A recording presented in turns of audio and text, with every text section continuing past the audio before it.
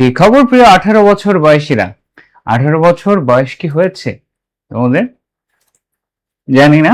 যদি 18 বছর বয়স সত্যিকার অর্থে তোমার মনে হয়ে থাকে যে 18 বছর বয়স তোমার হয়েছে, তাহলে আজকের ক্লাসটা তুমি করবে, না হলে চলে যাও। না, এটা ওই 18 বুঝাইতে চাইনি যে ইউ হ্যাভ বিন, কি বলবো তোমাকে, যে তুমি অ্যাডাল্ট হয়ে গেছো, না। ওই 18 বছর না। 18 বছর বয়স শুধু ওই দিক থেকে হওয়া যায় না। 18 বছর বয়সের সত্যিকার অর্থে হতে গেলে নিজের মধ্যে কিছু গুণ থাকতে হয়। তো সেই গুণটা তোমার মধ্যে আছে কিনা সেটা তুমি একটু বিশ্বাস করে ভাবো যে হ্যাঁ, আসলে একজন প্রকৃত 18 বছর বয়সী হওয়ার জন্য আমার ভিতরে যা যা গুণ থাকা উচিত সেই গুণগুলো আছে কিনা সেটা যদি মনে হয় যে হ্যাঁ আমার মধ্যে আছে, তাহলে কি করবো? তাহলে ঝটপট ক্লাসে জয়েন করবো আর নিজের 18 বছর বয়সী ওই সকল ফ্রেন্ডদেরকে জানিয়ে দাও ক্লাসে আসার জন্য। আর আবারও বলছি, ওয়ার্নিং, টিচারের দেখো না, এই যে চশমা পরে ওয়ার্নিং দিচ্ছে টিচার, না 18 বছর বয়স না হইলে এই ক্লাসটা করা যাবে না। আমি দেখি, আগে নিজেকে প্রশ্ন করো, হ্যাঁ আমার সত্যিকারে 18 বছর বয়স হয়েছে? আর যদি না হয়ে থাকে তাহলে আজকে ক্লাসে জানতে পারবো সত্যিকারে 18 বছর বয়স হওয়ার জন্য তোমার ভিতরে কি কি লাগবে। সবাই ঝটপট ক্লাসটা জয়েন করো আর ক্লাসটা শেয়ার করো, ঠিক আছে? ওকে, আলহামদুলিল্লাহ আমি ভালো আছি। ওয়ালাইকুম আসসালাম যারা সালাম দিচ্ছিস। এবং আমি তোমাদের স্বর্ণ ভাইয়া চলে আসলাম বাংলা ফার্স্ট পেপারের আরো একটা ক্লাস নিতে। আজকের ক্লাসেও কি বলবো 18 বছর বয়স হওয়ার অন্যতম একটা জিনিস কি, 18 বছর বয়স কখনো থামতে জানে না। যেমন তোদের ক্লাস নেওয়ার আগে 3টা ওষুধ গিলে আসলাম যেন তোদের ক্লাসে অ্যাটলিস্ট এনার্জিটা দিতে পারি। তো এই যে লাইফে যাই চলুক, নিজের দায়িত্ববোধের জায়গা থেকে ঠিক থাকাই 18 বছর বয়স আমাদেরকে শেখায়। এই সব কিছু নিয়ে আলোচনা করব। তো ভাইয়া তোদের জন্য যদি দায়িত্ববোধটা রাখতে পারে, সিরিয়াসলি আমি এমন কোনো স্টেজে ছিলাম না। সেকেন্ড টাইমের যারা বাচ্চা কাচ্চারা ছিলি তারাও জানিস সকালবেলা আমরা খুবই সকালবেলা যারা সেকেন্ড টাইমের এখন ক্লাস করতেছিস রিভিশন, তো তারা জানিস সকালবেলা আমার কি অবস্থা ছিল। সো কি আর করার, আমি মনে হচ্ছিল যে ক্লাসটা নিতে পারবো না, এটা ক্যান্সেল করারই আমি প্ল্যানিং করতেছিলাম। বাট ওই যে তোদেরকে বলে দিছি, ফ্রি দেখে আমরা ডেলিভার করি না। না, এডুকেশন কোনো জায়গাতেই কমতে নেই, সেটা যেরকম সিচুয়েশন হোক আমরা তোদের জন্য অল টাইম রেডি। তো ঠিক আছে, আই হোপ তোদেরকে একদম প্রপারলি পড়াইতে পারবো, ঠিক আছে? সবাই ঝটপট ক্লাসে জয়েন করে ফেল, সবাই ঝটপট ক্লাসে জয়েন করে ফেল এবং আমরা আমাদের পড়া এবং আলোচনা শুরু করে দিব। আবারও লাস্ট ওয়ার্নিং, 18 বছর বয়স আই হোপ সবার হয়ে গেছে, না হলে মন থেকে 18 বছর বয়স করতে হবে, ঠিক আছে? ওকে, সবাই চলে আসছেন ক্লাসে? এটা আমারও প্রশ্ন, 19 বছর বয়সের দামরা ক্লাসে আসেন। হ্যাঁ, তোমার ইনবক্সে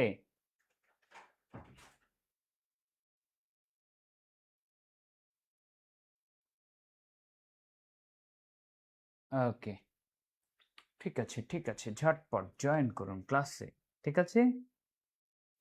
ভাইয়া 39 বছর বয়স হবে, স্যার কি অসুস্থ? হ্যাঁ ভাইয়া অসুস্থ। পেইড ব্যাচে গিয়ে একদম ফাইনাল ভাবে নোট করব নাকি আরো বেশি পড়াবেন? ভাই ফ্রিতে আমরা কম পড়াই না, ফ্রিতে এডুকেশন কম পড়ায় না। তুমি এই ক্লাসে রিভিশন ক্লাস পাবা এবং ফ্রি পেইড ব্যাচে হ্যাঁ সাহিত্য পার্টে একটু নোটগুলো বেশি হবে। তো তুমি যদি চাও ফাইনাল নোট এখান থেকে কবিতাগুলো করতে পারো, আর সাহিত্য অংশগুলোর ফাইনাল নোট পেইড ব্যাচে করবা, ঠিক আছে? কমে গেছে সাউন্ড? সাউন্ড কমাই দিয়ে গেল। আমার কথা বেশি শোনা যাচ্ছে নাকি? আমি সাউন্ডটা বাড়াই দিছিলাম, সাউন্ড হুট করে আবার কমে গেল। ঠিক আছে, আচ্ছা সমস্যা নাই। সাউন্ড কম শোনা যায়, কি রে এটা কমাইলা কেন? ঘ্যার ঘ্যার সাউন্ড তো, এখানে তো ফ্যান নাই। ঠিক করে দাও।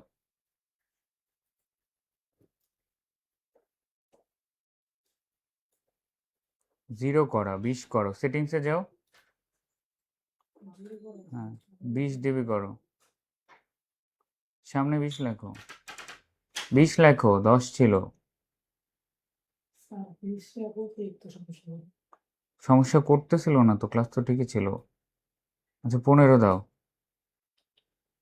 ওকে, ঠিক আছে, আমরা পরে ব্যাক যাই। সবাই ঝটপট ক্লাসে জয়েন করে ফেলেন এবং আর কথা বার্তা বন্ধ। ক্লাসে বাচ্চা আসবে কতজন? 1000-এর নিচে বাচ্চা আসলে তাদের 18 বছর বয়স হয়নি। 18 বছরের প্রত্যেকটা বান্দাকে ডেকে আনুন, কারণ আজকে আমরা পড়বো 18 বছর বয়স একজন 18 বছর বয়সী তরুণ সাহিত্যিকের সুকান্ত ভট্টাচার্য। আর এতদিন আপনাদেরকে সাহিত্য পড়াইনি। কেন পড়াইনি? কারণ হচ্ছে কবিতাগুলো একটু বড়, ব্যাখ্যা বড়, সাহিত্য পড়াইতে গেলে একটু চাপ হয়ে যায়। কিন্তু আজকের কবিতাটাতে সাহিত্য পাঠটাও ছোট, কবিতাটাও ছোট, দুটো একসাথে খুব সুন্দরভাবে আমরা পড়তে পারবো। তো সেই জন্য আমরা সুকান্ত ভট্টাচার্যকে নিয়ে পড়া শুরু করব। তার আগে সবাই খাতা বের করে ফেলেন এবং খুবই পপুলার একটা লাইন থেকে আমরা শুরু করব। লাইনটা সব সময় আমরা শুনছি। কি সেই লাইনটা? ক্ষুধার রাজ্যে পৃথিবী গদ্যময়। কিসের রাজ্যে? ক্ষুধার রাজ্যে পৃথিবী গদ্যময়। ক্ষুধার রাজ্যে পৃথিবী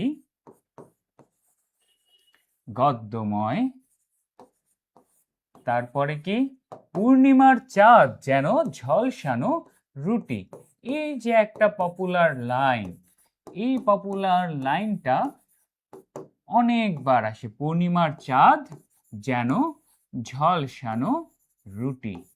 তারপরে আমরা আরো উক্তি পেয়েছি, relationship is the fundamental truth in the world of appearance. এটা কার লাইন? রবীন্দ্রনাথ ঠাকুরের। তারপরে আরো কিছু উক্তি আছে, তুমি অধম বলিয়া আমি উত্তম হইব না কেন। এই লাইনটা কার? বঙ্কিমচন্দ্রের। তেমনই একটা লাইন, ক্ষুধার রাজ্যে পৃথিবী গদ্যময়, পূর্ণিমার চাঁদ যেন ঝলসানো রুটি। ঠিক আছে? ওকে, হ্যাঁ, পিডিএফ ওয়েবসাইটে দেওয়া হয়েছে, সবাই তৈরি হয়ে যাও 18 বছর বয়সরা। এবং এই একটা লাইন দিয়ে আগে আমরা পড়াটা শুরু করি। ক্ষুধার রাজ্যে পৃথিবী গদ্যময়, পূর্ণিমার চাঁদ যেন ঝলসানো রুটি। এই উক্তিটা কার বলা যেন? ভাবে দেখো, তোমার বয়স কত? 19 বছর। আমার বয়স কত? খুবই কম, তাই না? আমাদের এই যে আমাদের ভিতর থেকে ভাবো এরকম একটা কঠিন শব্দ আসতেছে, ক্ষুধার রাজ্যে পৃথিবী গদ্যময়, পূর্ণিমার চাঁদ যেন ঝলসানো রুটি। একজন মানুষের থিঙ্কিং লেভেল কতটা ডিপ হলে তার ভিতর থেকে এই ধরনের একটা কঠিন শব্দ বের হতে পারে? যে ক্ষুধার রাজ্যে, পেটের ক্ষুধায় পৃথিবীটাকে একটা গল্পের, একটা কল্পনার মতো মনে হয়, যেখানে কল্পনায় আকাশের চাঁদ সেই বাচ্চার, একটা ছোট একজন ক্ষুধার্ত মানুষের কাছে একটা রুটির মতো মনে হয়। এই একটা শব্দের যে কতটা টান, কতটা সুর, এটা মাত্র 18 বছর বয়সী বা 21 বছর বয়সী একজন কিশোর বলা যায়, একজন যুবক লিখেছে। তাহলে বুঝতে পারো তার সাহিত্যের ধরন কত সুন্দর ছিল। হ্যাঁ, এই উক্তিটা আর কারো নয়, এই উক্তিটা হচ্ছে সুকান্ত ভট্টাচার্যের। যে অনেকদিন বাঁচতে পারিনি, কিন্তু তার মধ্যে যে প্রতিভা ছিল সেটা তার এক একটা উক্তি বলে দেয়। সুকান্ত ভট্টাচার্যের এই লাইনটা একদম প্রথমেই লিখে রাখবা। এটা কার উক্তি? ক্ষুধার রাজ্যে পৃথিবী গদ্যময়, পূর্ণিমার চাঁদ যেন ঝলসানো রুটি। এটা কার উক্তি? সুকান্ত ভট্টাচার্যের উক্তি। ঠিক আছে? ওকে, এই ক্লাসের টাইটেল কি? এই ক্লাসের টাইটেল কি? 18 বছর বয়সী না হলে এই ক্লাস করা যাবে না, অর্থাৎ তোমাদেরকে রিয়াল 18 বছর বয়সী বানাবো। 18 বছর বয়সী হইতে গেলে তোমার মধ্যে কি কি গুণ থাকতে হবে সেটারই প্রমাণ পাবো আমরা। ঠিক আছে? ওকে, ঠিক আছে।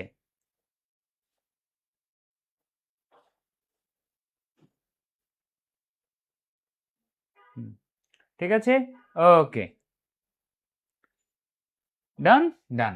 ব্যাস, তুলে ফেলেছেন, খাতা কলম এখন বের করেন। কেননা এত বড় ভারত যে একজন সাহিত্যিকের, মাত্র কম বয়সী, যেই সাহিত্যিক মাত্র 21 বছর বয়সে মারা গেছে, সেই সাহিত্যিক নিয়ে আমাদেরকে পড়তে হবে, অ্যাডমিশনে প্রশ্ন আসতে বাধ্য করবেই। তো প্রথমেই আমরা তার নামটা দিয়ে শুরু করি। নাম কি? নাম হচ্ছে এই যে একটা কিউট ছেলে, পুকি বয় আমাদের, তাই না? পুকি বয় সুকান্ত ভট্টাচার্য। কি সুন্দর হাতটা দিয়ে তাকিয়ে আছে। আমাদের পুকি বয় সুকান্তের নাম সুকান্ত ভট্টাচার্য। তাকে কি বলা হয়? তাকে তার উপাধি আছে একটা। তো আমি এই জিনিসটা এখন ক্লিয়ার করে দিই। এই জিনিসটার সাথে স্যারেরা আপনারা পরিচিত না। কি সেটা? ছদ্মনাম আর উপাধি। সো সাইডে একটু নোট করেন, ছদ্মনাম আর উপাধি। এই দুইটা টার্ম তুমি অ্যাডমিশনে যখনই তোমাকে আমি কবি পরিচিতি পড়াবো, এই দুইটা টার্ম বারবার আসবে। এখন ছদ্মনাম কি? ছদ্মনাম হলো ভাইয়া সাহিত্যিক নাম। ছদ্মনাম কি? ছদ্মনাম হলো সাহিত্যিক নাম।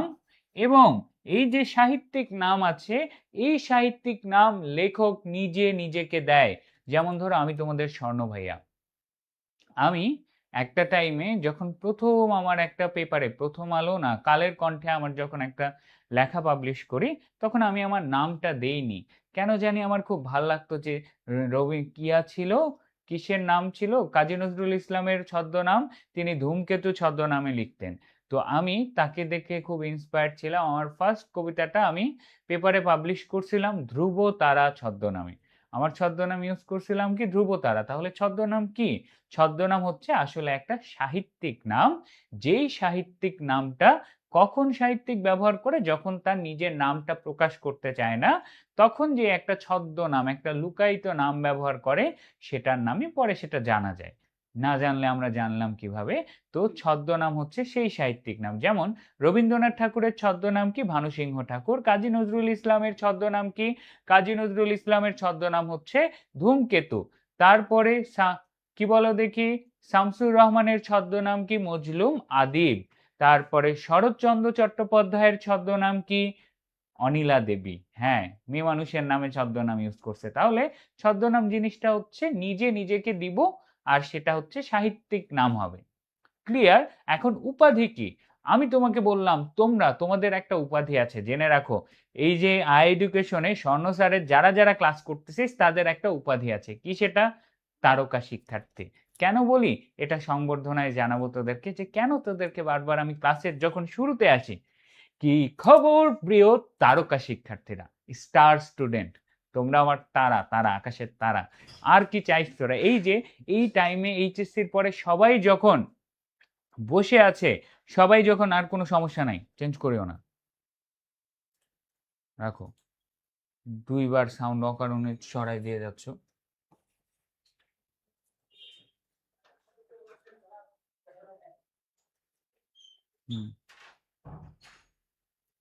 ক্লাস এই টাইমে, ঠিক আছে? তাহলে তোমরা কি তারকা শিক্ষার্থী, তোমাদের একটা উপাধি, এটা কে দিছে? স্বর্ণ ভাইয়া দিছে। সেম উপাধি মানুষকে দেওয়া হয়। উপাধি কি? মানুষকে দেওয়া হয়। কাজী নজরুল ইসলাম, সরি, আমাদের রবীন্দ্রনাথ ঠাকুরকে বলা হয় বিশ্বকবি, এটা দেওয়া হয়েছে তাকে। কাজী নজরুল ইসলামকে বলা হয় বিদ্রোহী কবি, এটাও তাকে মানুষ দিছে। সেম ভাবে আমাদের সুকান্ত ভট্টাচার্যকে উপাধি দেওয়া হয়েছে। তার উপাধি কি? তার উপাধি হচ্ছে কিশোর কবি। আমাদের বাংলা সাহিত্যের কিশোর কবি কে? আমাদের বাংলা সাহিত্যের কিশোর কবি হচ্ছে সুকান্ত ভট্টাচার্য। ওকে, তার উপাধিটাও মুখস্থ করে ফেলো। নাম সুকান্ত ভট্টাচার্য তো জানি, নামের সাথে তার উপাধি, তিনি হচ্ছেন আমাদের কিশোর কবি। তারপরে জন্ম কোথায়, এগুলোর দরকার নাই, জাস্ট জন্মের সাল আর মৃত্যুর সালটা মনে রাখবা। 1926 সালের 15ই আগস্ট জন্ম, 1947 সালের 13ই মে মৃত্যু। মাত্র 21 বছর বয়সে তিনি যক্ষা রোগে আক্রান্ত হয়ে মারা যান। এটাও তুলতে হবে, মাত্র কত বছর? মাত্র 21 বছর বয়সে তিনি যক্ষা রোগে আক্রান্ত হয়ে মারা যান। পিতামাতার নাম আমাদের নোট করতে হবে না, পিতামাতার নাম এখন আর অ্যাডমিশনে আসে না। এইচএসসিতে হুটহাট দিলে দিতে পারে, অ্যাডমিশন এত সিলি কোশ্চেন করে না। জাস্ট জন্ম মৃত্যু সালটা মনে রাখো। আর কি? আর হচ্ছে তার উপাধিটা কিশোর কবি, এবং মারা গেছেন 21 বছর বয়সে। কোন রোগে আক্রান্ত হয়ে? যক্ষা রোগে আক্রান্ত হয়ে। ঠিক আছে? ওকে, ক্লিয়ার? ছদ্মনাম সুকান্ত ভট্টাচার্যের ছদ্মনাম পাওয়া যায় না, সো ছদ্মনাম জানার দরকার নেই। সব সাহিত্যিকরা এত পপুলারলি ছদ্মনাম ব্যবহার করে না। সো যাদের ছদ্মনাম আছে বইয়ে, আমি তাদের সবার পড়াবো। যখন সাহিত্যের ক্লাস করবি সিরিয়ালি, রবীন্দ্রনাথ ঠাকুর, কাজী নজরুল ইসলাম, শামসুর রহমান, তারপরে আরো অনেক সাহিত্যিকের অনেক অনেক ছদ্মনাম আছে। যেমন বঙ্কিমচন্দ্রের ছদ্মনাম হচ্ছে কমলাকান্ত।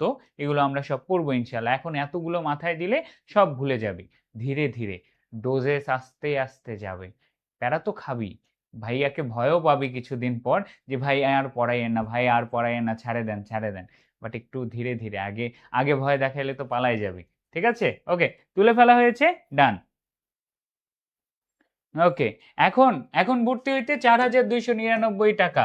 এই যে দেখ, কয়েকদিনের জন্য 200 টাকা দিয়ে একটা খাতা কিনতে পারতি, একটা খাতা ভালো নোট করতে পারতি। তোরা তাড়াতাড়ি ভর্তি হচ্ছিস না, ধীরে ধীরে দাম বাড়তে বাড়তে যখন 5,000 টাকায় চলে যাবে তখন হা করে তাকায় থাকবি। সো অফার যখন চলতেছে ভর্তি হও, দেরি করিস না। ইভেন যারা কমার্সেরও ক্লাস করিস তাদেরকেও বলতেছি, তোদেরও মনে হয় কমার্স হান্টার্সের ইয়ারটা শেষ হয়ে যাচ্ছে ঝটপট, সো ঝটপট ভর্তি হয়ে নিবি, ঠিক আছে? ওকে, তো চলেন স্যার আমরা আমাদের নেক্সট পার্টে চলে যাই, এবং এই জিনিসটা কেউ তোমাকে জানাবে না, আমি জানাচ্ছি। খুবই আনকমন একটা কাহিনী আছে। সুকান্ত ভট্টাচার্য বেঁচে থাকা অবস্থায়, এটা সবাই লেখো, সুকান্ত ভট্টাচার্য বেঁচে থাকা অবস্থায়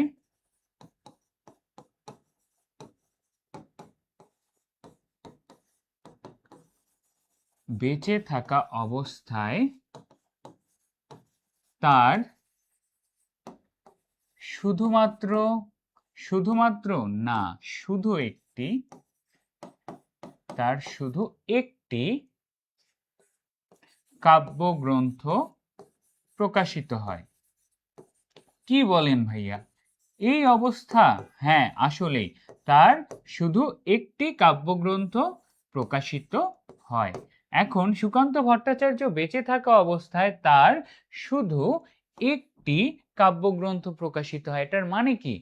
আমরা যে ছাড়পত্র পড়তেছি এটা না। সুকান্ত ভট্টাচার্য বয়সে কম, তার সেরকম অ্যাবিলিটি ছিল না যে সে তার কাব্যগ্রন্থগুলোকে তাড়াতাড়ি পাবলিশ করতে পারে। মাত্র 18 বছর 20 বছর বয়স। তো এই এজে সে বেঁচে থাকা অবস্থায় তার শুধুমাত্র একটা কাব্যগ্রন্থ পাবলিশ হয়েছে।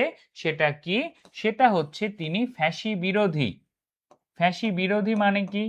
ফ্যাসি বিরোধী শিল্পী সংঘের পক্ষে তিনি ফ্যাসি বিরোধী শিল্পী সংঘের পক্ষে আকাল নামে কাব্যগ্রন্থ সম্পাদনা করেন। কি নাম? আকাল নামে একটা কাব্যগ্রন্থ সম্পাদনা করেন, এবং এই আকাল কাব্যগ্রন্থটাই আকাল নামে কাব্যগ্রন্থ সম্পাদনা করেন। এটাও নোট করে ফেলো, এই আকালটাই তার সেই ফার্স্ট কাব্যগ্রন্থ যেটা পাবলিশ হয়েছে। তাহলে ভাইয়া সুকান্ত ভট্টাচার্যের ছাড়পত্র, ঘুম নেই, মিঠে করা, হরতাল, এই কাব্যগ্রন্থগুলোর কি হইল? তো এগুলো তার মৃত্যুর পরে তার লেখার খাতা থেকে, ডায়েরি থেকে কালেক্ট করে তার নামে পাবলিশ করা হয়েছে, অর্থাৎ তিনি মারা যাওয়ার পরে। তাহলে পরবর্তীতে সুকান্ত ভট্টাচার্য যে পপুলার হয়েছে, তিনি নিজের লাইফে সেই পপুলারিটি দেখে যেতে পারেননি। অনেক স্যাড ঘটনা একটা।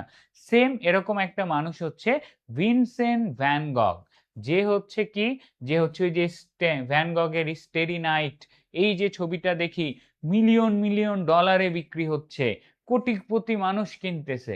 কিন্তু জানো কি, ভ্যান গগও কিন্তু বেঁচে থাকা অবস্থায় তার একটা মাত্র ছবি বিক্রি করতে পারছিল, আর তার কোনো ছবি বিক্রি হয়নি। তিনি মারা যাওয়ার পর তার ছবিগুলো পপুলার হয়েছে। সাহিত্যিকদের সাথে এটা অনেক বার হয়। তো সেম একজন মানুষ ছিলেন, হতভাগা মানুষ ছিল সুকান্ত ভট্টাচার্য, যিনি বেঁচে থাকা অবস্থায় শুধুমাত্র তার একটা কাব্যগ্রন্থ, তাও আবার নিজের না, তিনি ফ্যাসি বিরোধী শিল্পী সংঘের পক্ষে আকাল নামে একটা কাব্যগ্রন্থ লেখেন। সেই আকাল নামের কাব্যগ্রন্থটা তিনি বেঁচে থাকা অবস্থায় পাবলিশ হয়।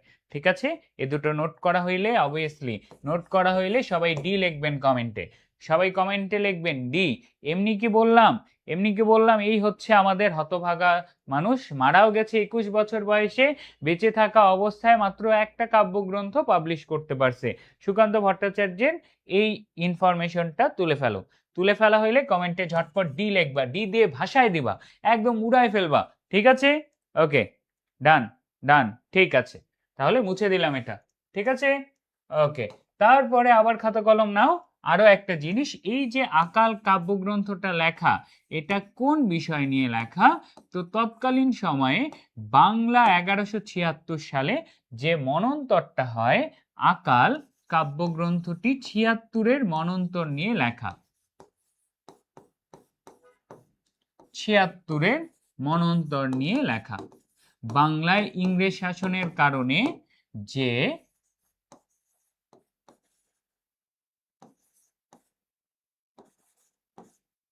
ওকে, 76-এর মন্বন্তর নিয়ে লেখা। ওকে, তো ঝটপট তুলে ফেলো।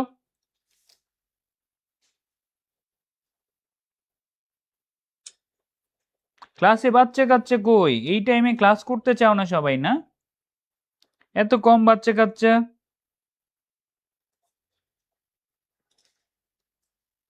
76-এর মন্বন্তর, ও আচ্ছা সরি, মন্বন্তর, মন্বন্তর, 76-এর মন্বন্তর নিয়ে লেখা। ওকে, ঠিক আছে, তোলা ফেলা ডান। ওকে, 76-এর মন্বন্তর নিয়ে লেখা। ওকে, শেষ। তাহলে আমরা তার একটা স্পেশাল সাইট জানলাম। এবারে সে যে এত কম বছর বয়সে, কি বলো দেখি, এত কম বছর বয়সে তিনি একটা পত্রিকার সাথে যুক্ত ছিলেন, সেটাও আমাদেরকে নোট করতে হবে। 3 নম্বর নোট, তিনি কি দৈনিক স্বাধীনতা পত্রিকার কিশোর সভা অংশের প্রতিষ্ঠাতা। অর্থাৎ তিনি কোন পত্রিকায় কাজ করত? দৈনিক স্বাধীনতা পত্রিকায় কাজ করত। সেই পত্রিকার কিশোর সভা অংশ সে নিজে পাবলিশ করছে। অর্থাৎ কতটা ট্যালেন্টেড ছিল। এবং এই মৃত্যু পর্যন্ত তিনি যে একটাই মাত্র কাজ করছে, সেটা এখানেই দৈনিক স্বাধীনতা পত্রিকার কিশোর সভা অংশের অংশ হিসেবে সে কাজ করেছে। এবং তাকে নিয়ে আরেকটা জানতে হবে, সেটা কি? সেটা হচ্ছে চিপস।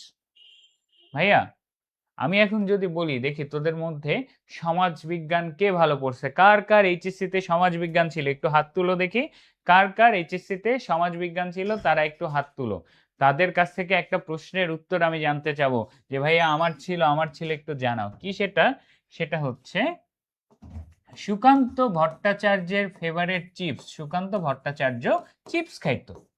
সুকান্ত ভট্টাচার্য কি করত? সুকান্ত ভট্টাচার্য চিপস খাইতো। আর কি চিপস খাইতো? সুকান্ত ভট্টাচার্য কার্ল চিপস খাইতো, আর মার্কস দুধ খাইতো। হ্যাঁ, এটার মানে কি? সমাজবিজ্ঞানের পোলাপাইনরা এটা বুঝবে। আর বাকি যারা, কার্ল চিপস দেখো না, একটু টমেটো ফ্লেভারের চিপস পাওয়া যায়, 10 টাকায় এখনো পাওয়া যায় কার্ল চিপস। আর কি? তোদের কমেন্টগুলো দেখি এখানে। ওকে,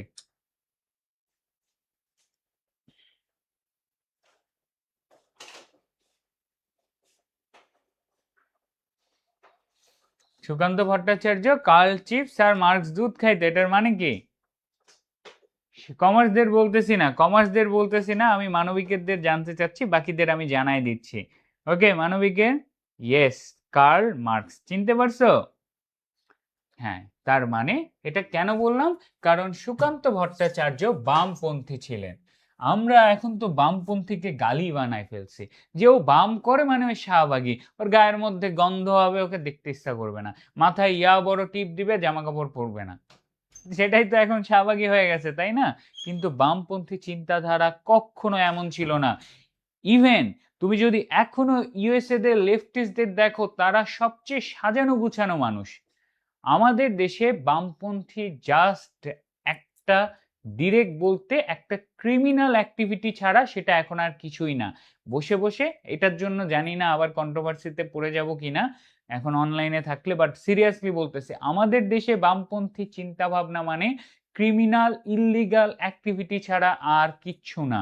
তুমি যে ঢাকা ইউনিভার্সিটিতে আসবা, আমি সিরিয়াসলি বলতেছি, তুমি যদি সত্যিকারের বামপন্থী করতে চাও, নিজের লাইফে রিভলভ করো। আমাদের দেশে বামপন্থী রিভল্ট নামে কিচ্ছু বেঁচে নাই, একদম নিভে গেছে। এই জিনিসটাকে আমিও পছন্দ করতাম। কার্ল মার্কসের বামপন্থী ব্যবস্থা কেমন ছিল জানো? সমাজে সবাই সমান হবে, সবার সমান অধিকার হবে, জামা কাপড় খোলা, গাঁজা খাওয়া, এগুলো স্বাধীনতা না। বামপন্থী চিন্তা ভাবনা ছিল সমাজের নিচু শ্রেণীর মানুষও এবং উঁচু শ্রেণীর মানুষের মধ্যে কোনো পার্থক্য থাকবে না, সমাজে ক্যাপিটালিজম থাকবে না। এটা ছিল কার্ল এবং মার্কসের চিন্তা ভাবনা। কিন্তু এখনকার বামপন্থী চিন্তা ভাবনা মানে কপালে একটা বড় টিপ দিয়ে করে দাঁত ব্রাশ না করে মাইকে চিল্লায়, এটাই হয়ে গেছে এখনকার বামপন্থী চিন্তা ভাবনা, শাহবাগী চিন্তা ভাবনা। তোমাদের মধ্যে কেউ শাহবাগী থেকে থাকলে আসসালামু আলাইকুম, সরি, কিন্তু আমি বাস্তবতা বলতেছি। কিন্তু কার্ল মার্কসের বামপন্থী চিন্তা ভাবনা কখনোই এমন ছিল না।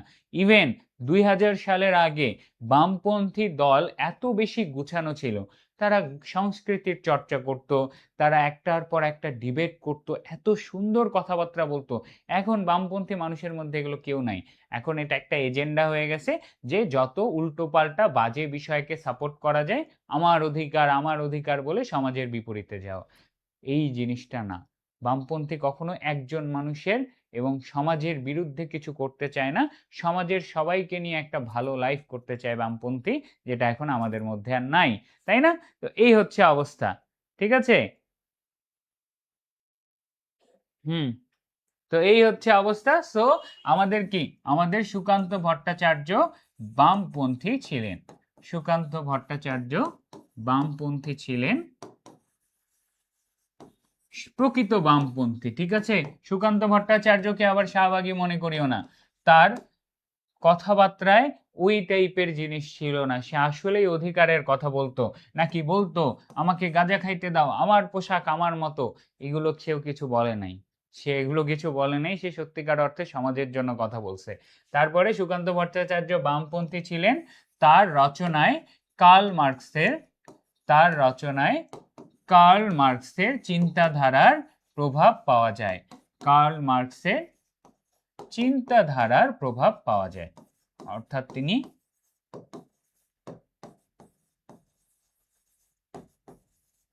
প্রভাব পাওয়া যায়।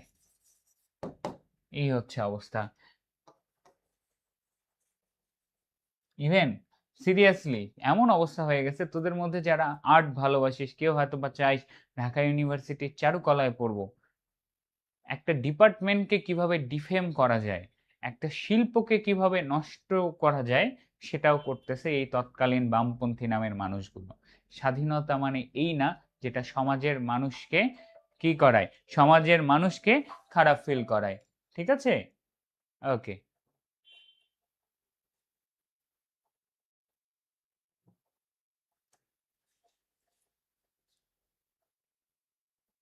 ওয়ালাইকুম আসসালাম, ঠিক আছে। তো তুলে ফেলেছেন ঝটপট। সুকান্ত ভট্টাচার্য দৈনিক স্বাধীনতা পত্রিকার কিশোর সভা অংশের প্রতিষ্ঠা ছিলেন। তারপরে সুকান্ত ভট্টাচার্য বামপন্থী ছিলেন। তার রচনায় কার্ল মার্কসের কার কথা, কার্ল মার্কসের চিন্তাধারার প্রভাব স্পষ্টভাবে লক্ষ্য করা যায়। ঠিক আছে, তুলে ফেললে কমেন্টে কি লিখতে হবে? ডান লিখতে হবে। আর শাহবাগী হইলে কি লিখতে হবে? গোসল করে ক্লাসে আসতে হবে, ঠিক আছে? লেখা শেষ হইলে কমেন্টে ডি লিখতে হবে, আর শাহবাগী হইলে ক্লাসে গোসল করে আসতে হবে, ঠিক আছে? ওকে ভাই, সিরিয়াসলি এখন এগুলো নিয়ে কি কাহিনী হয়ে যাবে আল্লাহই জানে। আর আর কথা না বাড়াই, ঠিক আছে? ওকে। আমৃত্যু শব্দটা জেনে রাখো। আমৃত্যু মানে মৃত্যু পর্যন্ত। ওকে, একটা ভালো জিনিস বলছো, তোমরা তো বাঙালি হইছো কিন্তু বাংলা শব্দ চিনো না। তোদেরকে কেমনে যে পিষবো আমি, খালি ক্লাসে আয়। বাঙালি হইছিস, আমৃত্যু শব্দ চিনিস না। আমৃত্যু মানে মৃত্যু পর্যন্ত। মৃত্যু মানে কি? মৃত্যু পর্যন্ত। এক কথায় প্রকাশ করিস নাই, পা থেকে মাথা পর্যন্ত এটাকে কি বলে? আপাদ মস্তক। অর্থাৎ শব্দটা পর্যন্ত অর্থে ব্যবহার হয়, ঠিক আছে? তো আমৃত্যু মানে মৃত্যু পর্যন্ত। সেম ভাবে আমরা হচ্ছে একটা শব্দ পাই বাংলায়, মরণোত্তর। কি নোত্তর? মরণোত্তর। মরণোত্তর অর্থ কি? মৃত্যুর পরে। মরণ প্লাস উত্তর, উত্তর মানে পরে, তাহলে মৃত্যুর পরে। ধরো কাজী নজরুল ইসলাম তার লাইফে অনেক ভালো কিছু করছে, কিন্তু তিনি বেঁচে থাকা অবস্থায় তার সাহিত্যগুলোকে সেভাবে সবাই আইডেন্টিফাই করতে পারেনি। তার মারা যাওয়ার পরে তাকে একটা পুরস্কার দেওয়া হয়েছে। যেমন কাজী নজরুল ইসলাম 21শে পদক মৃত্যুর পরে পাইছেন, তাহলে সেটা কি, সরি, স্বাধীনতা পুরস্কার মৃত্যুর পরে পাইছেন, সেটা হয়ে যাবে কি? মরণোত্তর। অর্থাৎ যেই পুরস্কার কেউ মৃত্যুর পরে পায় সেটাকে মরণোত্তর পুরস্কার বলে। এটা আগেই জানায় রাখলাম, কেন? কারণ যখন পড়তে যাবা তখন এই শব্দটা ভাবা, মরণোত্তর। মরণোত্তর মানে মৃত্যুর পরে যেই জিনিসটা পাওয়া যায়। আর আমৃত্যু মানে মৃত্যু পর্যন্ত, ঠিক আছে? ওকে। বামপন্থী মানে কি? বামপন্থী মানে প্রচলিত সমাজ ব্যবস্থার বিপরীতে গিয়ে সমাজের সব শ্রেণীর মানুষের সমান অধিকার নিয়ে কথা বলাই হচ্ছে বামপন্থীর মেইন থিম ছিল।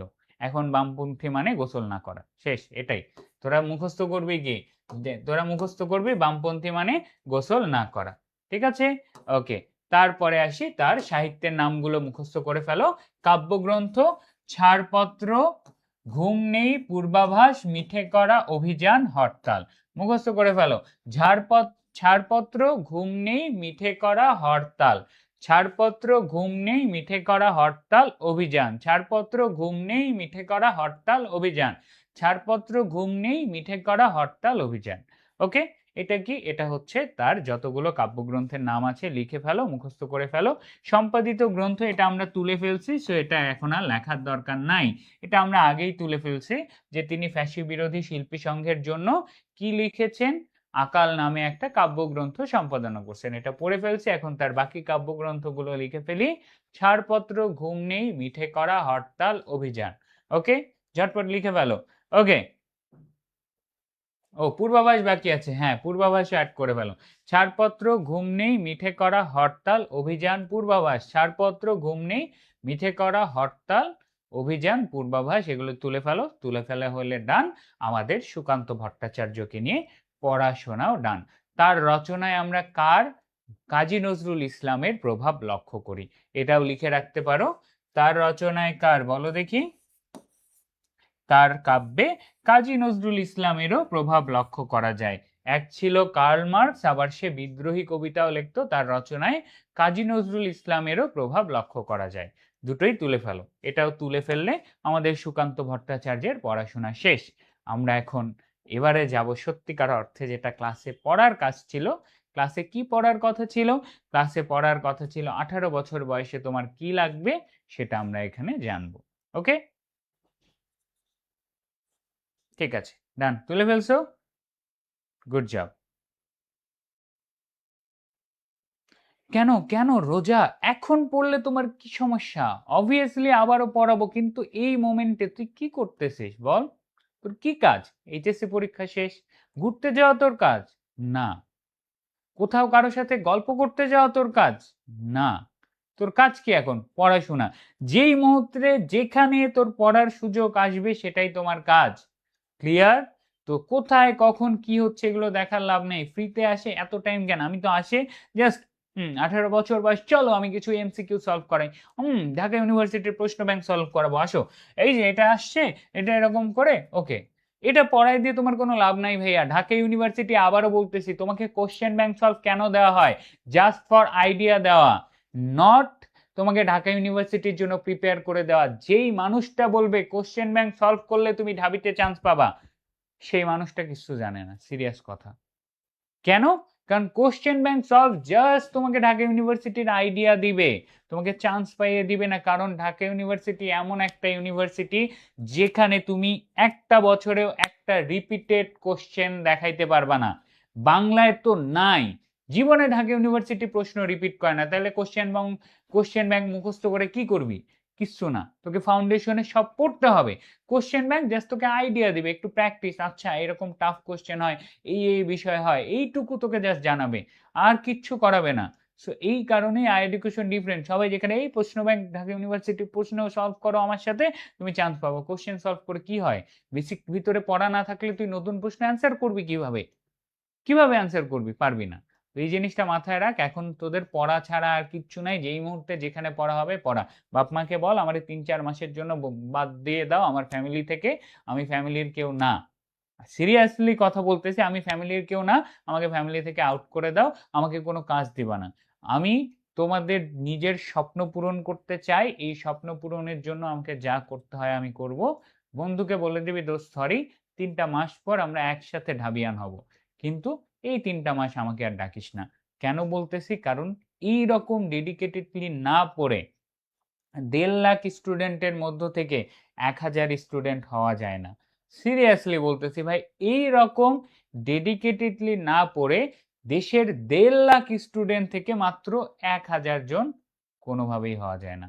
আর যদি ভাবো তুমি হবা, তাহলে খেয়ালি পোলাও রান্না করতে থাকো, আর তোমার স্বপ্নকে কোনো একদিন একটা চামচে তুলে নিয়ে খায়ে ফেলে পিছন দিয়ে বের করে দিও। তোমার দ্বারা হবে না, ঠিক আছে? চলো এখন আমরা তাহলে মেইন কবিতায় ব্যাক চলে যাই। এটা বাস্তবতা রে, এখন যতই আরাম করে বলি বাট এটা একদম সত্যিকার কথা। ঠিক আছে, তো আমাদের এটা কোথা থেকে নেওয়া সেটাও আমরা পড়ে ফেলি, নোট করে ফেলো জাস্ট। আমাদের কবিতাটি ছাড়পত্র কাব্যগ্রন্থ থেকে নেওয়া। 18 বছর বয়স কবিতাটি কোন কাব্যগ্রন্থ? ছাড়পত্র কাব্যগ্রন্থ থেকে নেওয়া। ছাড়পত্র কাব্যগ্রন্থ থেকে নেওয়া। আর কি বাকি আছে? আর হচ্ছে কবিতাটা ছন্দ। কবিতাটির ছন্দ হচ্ছে মাত্রাবৃত্ত ছন্দ। কবিতাটি মাত্রা বৃত্ত ছন্দে রচিত। কবিতাটি মাত্রাবৃত্ত ছন্দে রচিত। ডান। তো ঝটপট তুলে ফেলেন, কবিতাটির ছন্দ কি? মাত্রাবৃত্ত ছন্দে।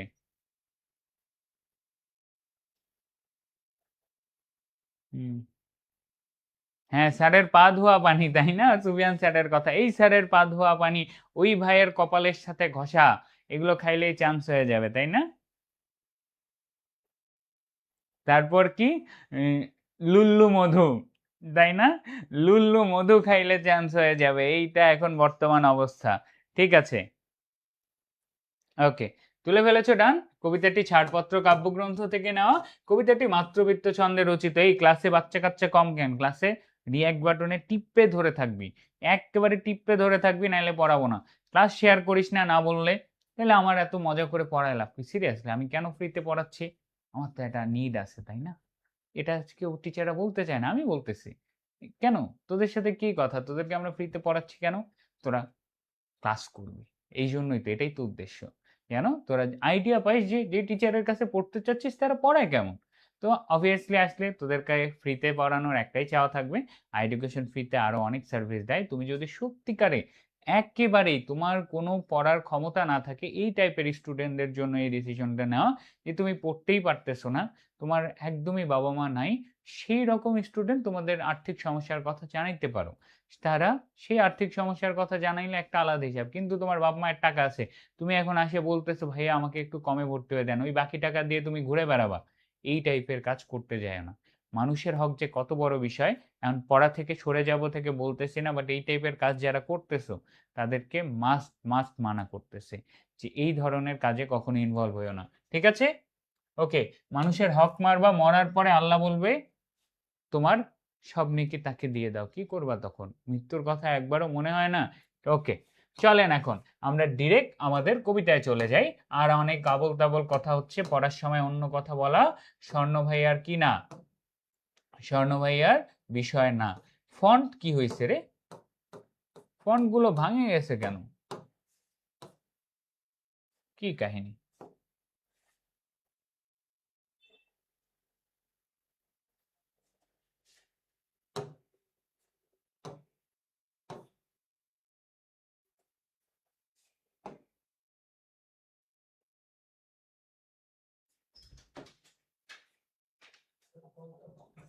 পাওয়ার পয়েন্টের প্রবলেম হয়েছে? হ্যাঁ, তো পাওয়ার পয়েন্ট এই যে কোনো এডিট করার অপশন নেই।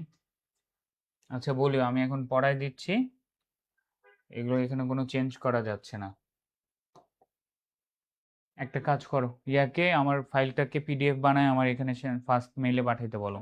হ্যাঁ, তারেক ভাইকে ফার্স্ট বলো, ইয়ার পাওয়ার পয়েন্ট নষ্ট হয়ে গেছে। 18 বছর বয়স কি দুঃসাহ, স্পর্ধায় নেয় মাথা তোলবার ঝুঁকি, 18 বছর বয়সেই বিরাট দুঃসাহসেরা দেয় উকি। তো এই যে কবিতাটা আমি পড়াবো ভাইয়া, তার আগে একটু খাতা কলম বের করেন, তার আগে একটু ঝটপট খাতা কলমটা বের করেন। খাতা কলমটা বের করে আমাদেরকে কি করতে হবে? আমাদেরকে একটা জিনিস জানতে হবে। এই 18 বছর বয়স কবিতায় স্তবক কয়টা? কবিতার স্তবক কয়টা? ঝটপট বলবা। 18 বছর বয়স কবিতার স্তবক কয়টা? যে বলতে পারবা তার জন্য একটা চকলেট। ঝটপট বলো, স্তবক কি সেটাও জানাবো, আগে উত্তর করার চেষ্টা করো। 18 বছর বয়স কবিতার স্তবক কয়টা? ঠিক আছে, সি ইউ ইনশাল্লাহ, ইনশাল্লাহ। 18 বছর বয়স কবিতার স্তবক কয়টা? আর যারা ফ্রেন্ডরা কে মেনশন করতেছিস না তাদের আবার কি বলবো, ডাক ভাই ডাক। নতুন বাচ্চা কাচ্চা একসাথে একই ক্যাম্পাসে কলেজ লাইফের ফ্রেন্ড পড়ার যে মজা না, ওই মজা আর কোথাও পাবি না।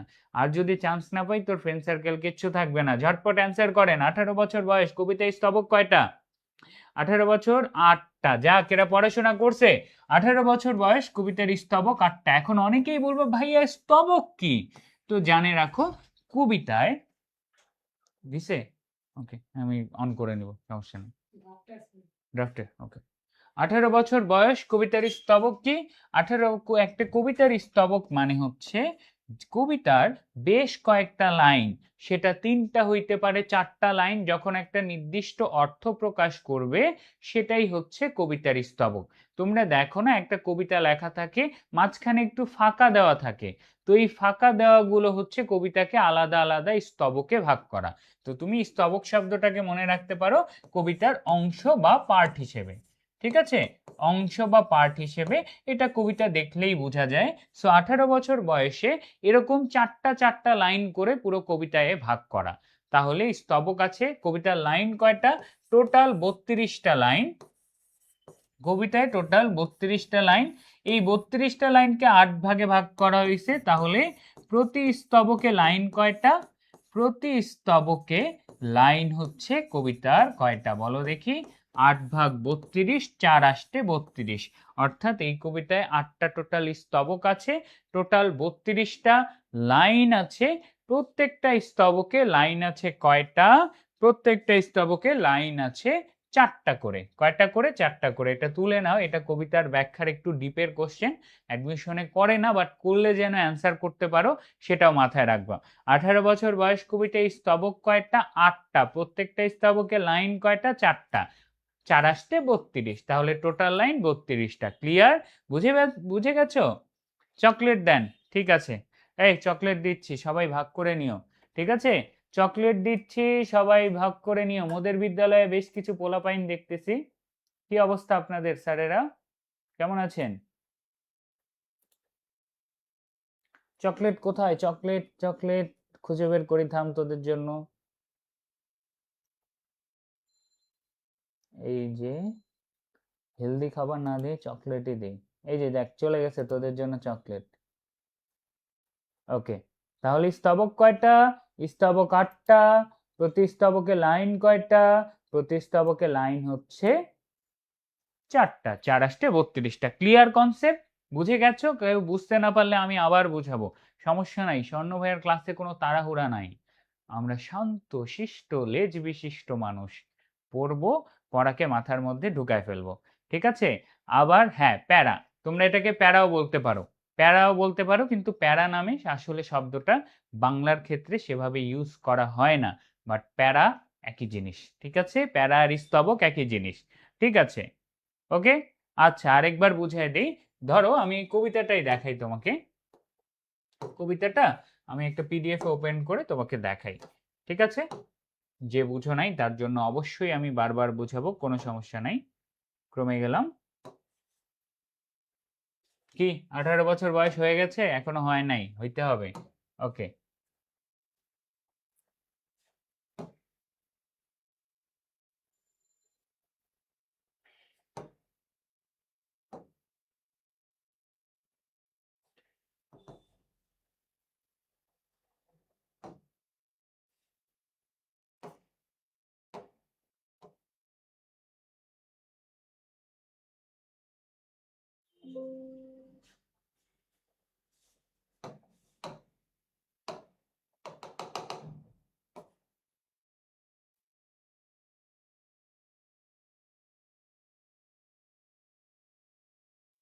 ঠিক আছে।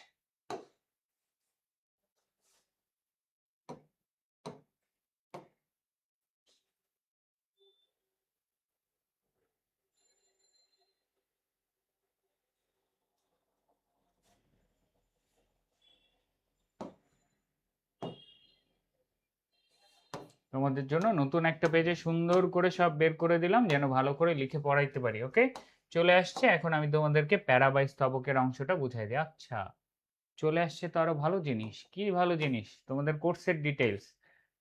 এত কিছু জানতে হবে না রে, জাস্ট পেজে মেসেজ দিবি, ভর্তি হবি। পড়া, টিচার পড়াইতে পারলে অ্যাডমিশনের পড়া হবে, এটাই হচ্ছে অ্যাডমিশনের মেইন জিনিস। এর বাইরে আর কিছু লাগে না, ঠিক আছে? এর বাইরে আর কিছু লাগে না।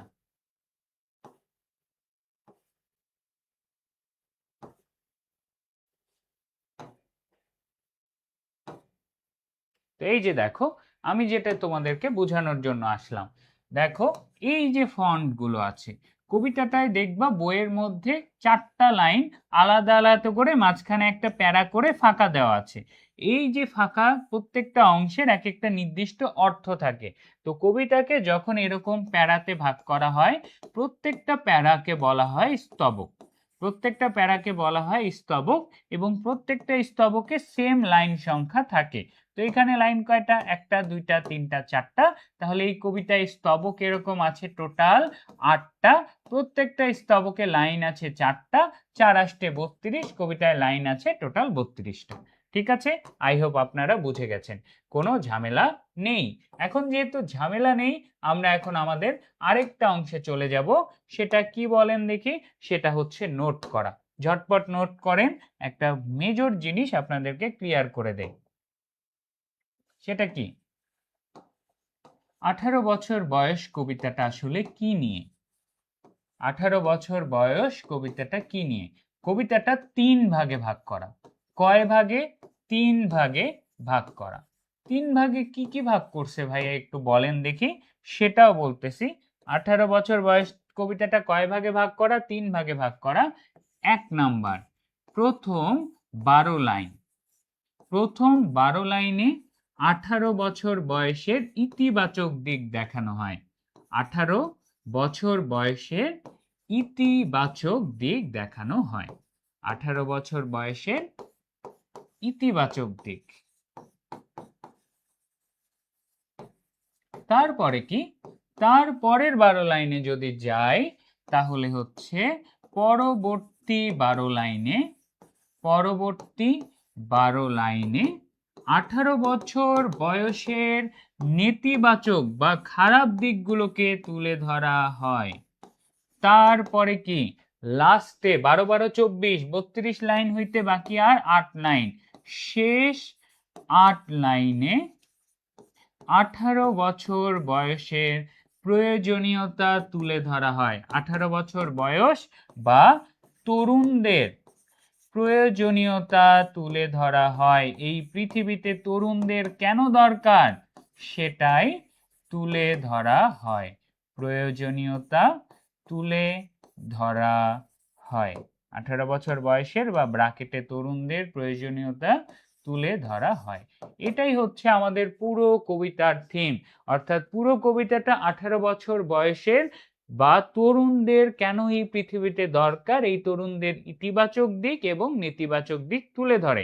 18 বছর বয়স কবিতা থেকে যদি একটু কোশ্চেন আসে যে 18 বছর বয়সের কোন লাইনটি 18 বছর বয়সের নেতিবাচক দিক তুলে ধরে, তাহলে 12 লাইনের পরে 13 থেকে 24 লাইন পর্যন্ত সবগুলো লাইন 18 বছর বয়সের নেতিবাচক দিক তুলে ধরে।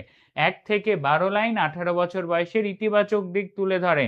আর শেষের 8টা লাইন 18 বছর বয়সের এই পৃথিবীতে কেন দরকার, তরুণদের প্রয়োজনীয়তা এই পৃথিবীতে, এটা নিয়ে আলোচনা করে। তাহলে এই পুরো কবিতায় কিসের? আর তরুণদের এই পৃথিবীতে কি কারণে প্রয়োজনীয়তা, তরুণদের বৈশিষ্ট্য, এটা নিয়েই কবিতাটা লেখা। অর্থাৎ পুরো কবিতা পড়লে তুমি জানতে পারবা তুমি কিভাবে 18 বছর বয়সী হবা, তোমার কি কি গুণ থাকবে, আর কি কি দোষ থেকে তুমি দূরে থাকবা। আর এই পৃথিবীতে 18 বছর বয়স নেমে আসার, অর্থাৎ তরুণরা এই পৃথিবীর রাষ্ট্র শাসনে নামুক, এই আকাঙ্ক্ষা ব্যক্ত করেই সুকান্ত ভট্টাচার্য কবিতাটা লিখছে। বুঝতে পারছো না? এর চেয়ে সহজ ভাষায় বোঝানো সম্ভব না ভাইয়া। কবিতা থেকে যত অনুধাবনমূলক কোশ্চেন থাকবে, জাস্ট ভাইয়ার এই 5 মিনিটের লেকচার মনে রাখবা, এনাফ।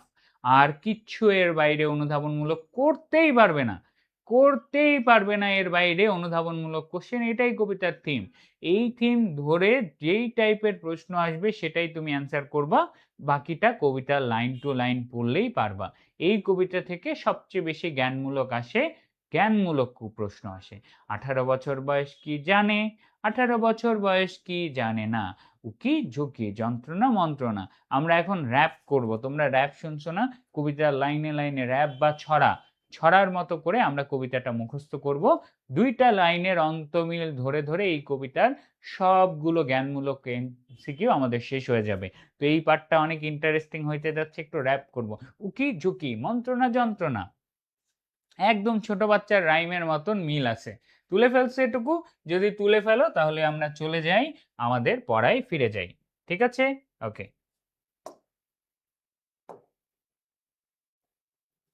চলো আমরা এখন র‍্যাপ করা শুরু করি আমাদের।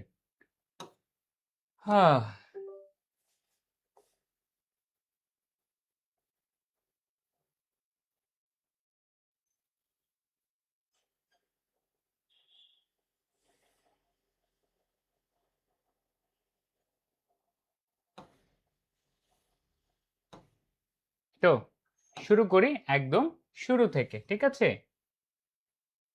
ওকে, প্রথম লাইনটা আমাদের শুরু হবে উকি ঝুঁকি দিয়ে। ডিরেক্ট 18 বছর বয়স আমি বারবার লিখবো না, খাতাটা নোট করো, এক লাইনে শেষ হয়ে যাবে। 18 বছর বয়স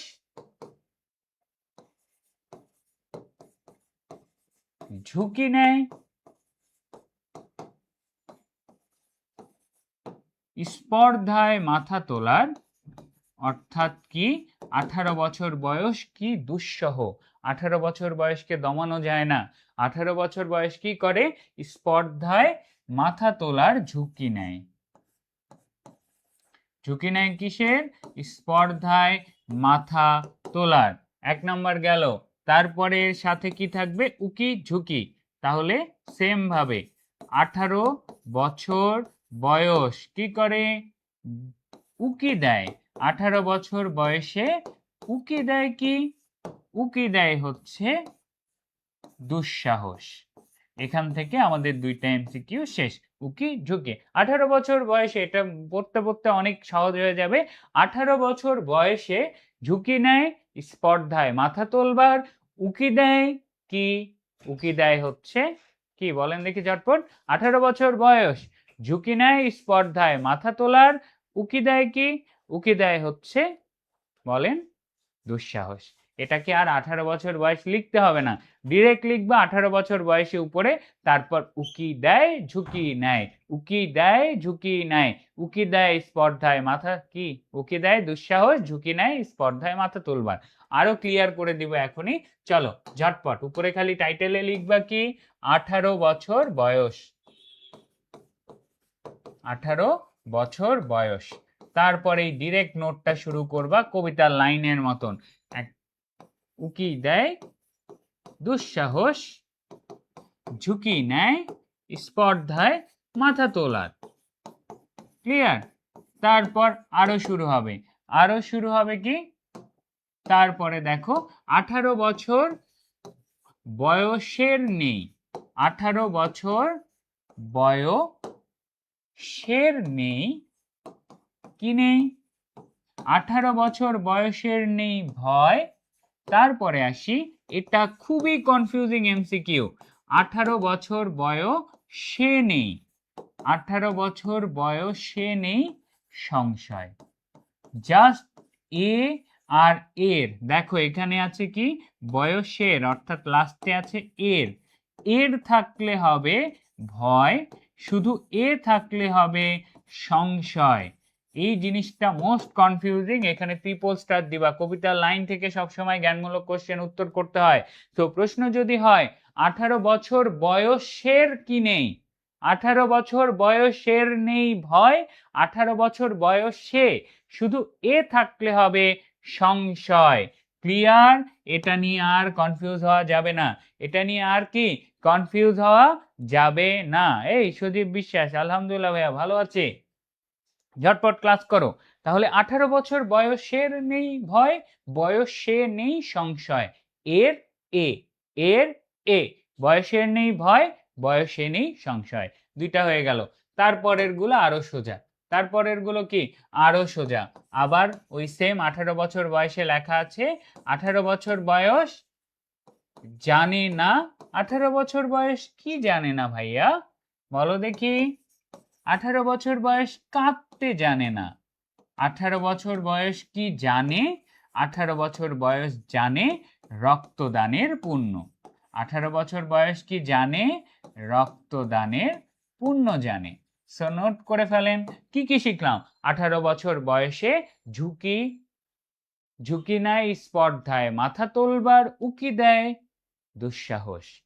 18 বছর বয়সের কি নেই ভয়, বয়সে কি নেই সংশয়।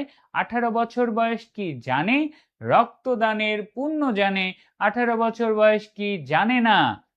কি জানে না? 18 বছর বয়স কি জানে না? 18 বছর বয়স কাঁদতে জানে না। কি জানে না? কাঁদতে জানে না। এখানেই শেষ না, আরো আছে সেম সুরে। 18 বছর বয়সে কানে আসে মন্ত্রণা, প্রাণে অসহ্য যন্ত্রণা। 18 বছর বয়সে কানে আসে মন্ত্রণা, প্রাণে অসহ্য যন্ত্রণা।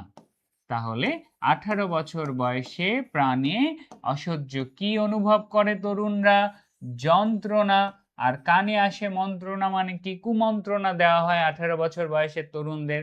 এটা নেতিবাচক দিকের এমসিকিউ। 18 বছর বয়সে কানে আসে মন্ত্রণা, প্রাণে অসহ্য যন্ত্রণা। কানে আসে মন্ত্রণা, প্রাণে অসহ্য যন্ত্রণা। কত সোজা জিনিস, এগুলো খালি এলোমেলো হয়ে যেত, তাই না? এখন আর এলোমেলো হবে না, এগুলোকে আমরা একদম আলাদা করেই পড়বো। 18 বছর বয়সে কানে আসে মন্ত্রণা, 18 বছর বয়সে প্রাণ কেমন থাকে? প্রাণে অসহ্য যন্ত্রণা থাকে। ক্লিয়ার? ওকে, তুলে ফেলেন ঝটপট। কানে আসে মন্ত্রণা, প্রাণে অসহ্য যন্ত্রণা। তুলে ফেলেছেন? ওকে, গুড জব।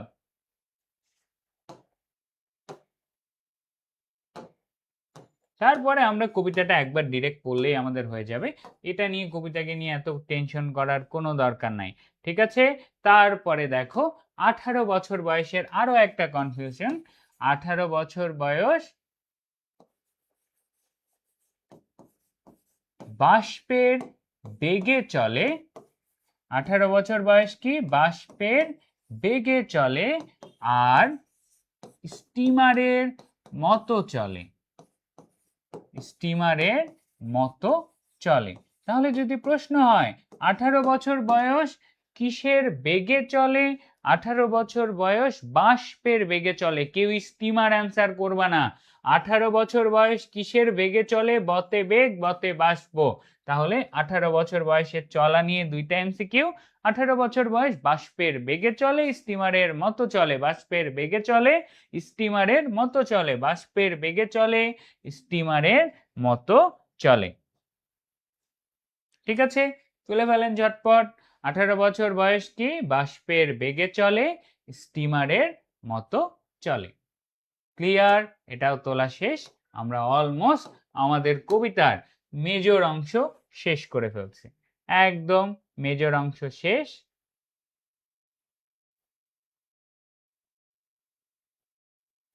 ব্যাস শেষ। এখন আমরা ডিরেক্ট কবিতাটা পড়ব, ঠিক আছে? ডিরেক্ট কবিতাটা বললাম তো, এই কবিতা লাইন টু লাইন পড়লেই আমাদের এনাফ। এখন আমরা ডিরেক্ট কবিতাটা পড়বো। এতক্ষণ পর্যন্ত যে নোট হয়েছে, এই নোটটা কি কি নিয়ে চলো স্বর্ণ ভাইয়ের সাথে একবারে মুখস্থ বলবো। 18 বছর বয়সে ঝুঁকি নেয় স্পর্ধায় মাথা তুলবার উকি দেয় দুঃসাহস। 18 বছর বয়সের কি নেই? ভয় নেই, বয়সে কি নেই সংশয় নেই। আবার 18 বছর বয়স কি জানে? কাঁদতে জানে না। 18 বছর বয়স জানে রক্তদানের পুণ্য, জানে না কাঁদতে জানে না। 18 বছর বয়সে কানে আসে মন্ত্রণা, প্রাণে অসহ্য যন্ত্রণা। তারপরে কি? 18 বছর বয়স বাষ্পের বেগে চলে, স্টিমারের মতো চলে। হয়ে গেল না মুখস্থ? এখানে এই জিনিস আজ জীবনে ভুলবা না। এবার কবিতা থেকে ডিরেক্ট কোশ্চেন, বইখানা একটু খুলেন তাহলেই হবে। 18 বছর বয়স কি? দুঃসহ, এটা জানারই দরকার নাই, সহন করা যায় না। তারপর কি স্পর্ধায় নেয় মাথা তোলার ঝুঁকি, তারা কি স্পর্ধা মানে কি, স্পর্ধা মানে হচ্ছে অহংকার, আত্মবিশ্বাস, স্পর্ধা করে অহংকার করে মাথা তোলার। 18 বছর বয়সে বিরাট দুঃসাহসেরা উকি দেয় তরুণদের মধ্যে। 18 বছর বয়সে তরুণদের মধ্যে কি থাকে না, ভয় থাকে না, এটা তো আমরা আগেই পড়ে ফেলছি। তারপর আর কি, তারপর আমরা কবিতার আরো অংশে চলে যাই। এ বয়স জানে রক্তদানের পুণ্য। 18 বছর বয়স কি জানে, রক্তদানের পুণ্য দ্বারা কি, এখানে হচ্ছে শহীদ হওয়ার কথা বলা হয়েছে। কি জানে, 18 বছর বয়স জানে যে শহীদের মর্যাদা, শহীদের মর্যাদা জানে, এটা বইয়ের পাশে লিখে রাখো এটুকুই। 18 বছর বয়স জানে রক্তদানের পুণ্য মানে শহীদদের মর্যাদা, তারা বাষ্পের বেগে স্টিমারের মতো চলে, অর্থাৎ 18 বছর বয়সের না থেমে থাকার মানসিকতা। কোনো প্রতিবন্ধকতায় কি, 18 বছর বয়স হইতে হলে কি করতে হবে, তোমাকে দুঃসাহস হতে হবে, স্পর্ধায় মাথা তুলতে হবে। তারপরে কি, তারপরে হচ্ছে তুমি শহীদের মর্যাদা জানবা, না থেমে বাষ্পের বেগে স্টিমারের মতো না থেমে থাকার মানসিকতা তুলে ধরা হচ্ছে, না থেমে থাকার মানসিকতা। প্রাণ দেওয়া নেওয়ার ঝুলিটা থাকে না শূন্য, অর্থাৎ 18 বছর বয়সের তরুণদের মতো এত তীব্র চেতনা যে তারা চাইলে কারো প্রাণ নিতেও পারে, আবার দেশের জন্য জান দিতেও পারে। তারপরে বলছি শপে আত্মাকে শপথের কোলাহলে। তাহলে এখান থেকে আরেকটা এমসিকিউ, এটা কবিতার লাইনটাই মুখস্থ করতে হবে। 18 বছর বয়সে আত্মাকে শপে কোথায়, আত্মাকে শপে মানে কি, আত্মাকে শপে মানে হচ্ছে বিসর্জন করা,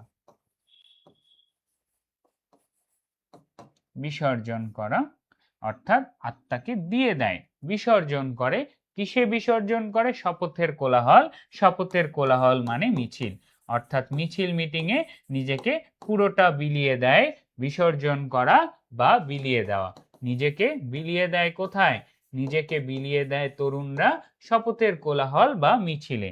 18 বছর বয়স কেমন ভয়ঙ্কর, 18 বছর বয়সে তাজা প্রাণে অসহ্য যন্ত্রণা। এই যে আমাদের 12টা লাইন চলে গেছে, এই 12টা লাইন ছিল ইতিবাচক দিক, এরপর থেকে 18 বছর বয়সের নেতিবাচক দিক শুরু। 18 বছর বয়স ভয়ঙ্কর, এ বয়সে প্রাণ তীব্র আর প্রখর। এখান থেকে একটা এমসিকিউ আসবে। 18 বছর বয়সে, নোট করো ঝটপট, 18 বছর বয়সে প্রাণ কেমন, 18 বছর বয়সে প্রাণ তীব্র আর প্রখর, অর্থাৎ তাদেরকে খুব সহজে কি তীব্র আর প্রখরতা থাকে তাদের জীবনের মধ্যে। কানে আসে অসহ্য মন্ত্রণা মানে ওই যে নানা কুমন্ত্রণা আসে, নানা খারাপ কাজের প্ররোচনা আসে, এটাই 18 বছর বয়সের নেতিবাচক দিকের কথা বলা হচ্ছে। যে 18 বছর বয়সে কি আসে, প্রাণ কেমন থাকে, তীব্র আর প্রখর থাকলেও এই বয়সে কানে নানা অসহ্য কি চলে আসে, বলো দেখি, নানা ধরনের কুমন্ত্রণা চলে আসে।